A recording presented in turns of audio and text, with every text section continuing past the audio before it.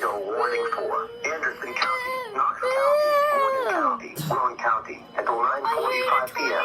At 9 p.m., National Weather Service Doppler radar indicated a severe thunderstorm capable of producing a tornado 5 miles northwest of Kingston. Doppler radar shows this tornado moving east at 55 miles per hour. Locations in the warning include Oak Ridge, Clinton, Knoxville, Oliver Springs, Gilman, Carnes, Powell, Norris, and Halls. In addition to the tornado, this storm is capable of producing golf ball-sized hail with destructive straight-line winds. The safest place to be during a tornado is in a basement. Get under a workbench or other piece of sturdy furniture.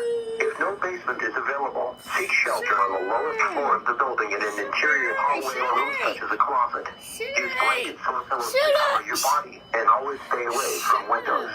If in mobile homes or vehicles, evacuate them and get inside a substantial shelter. If no shelter is available,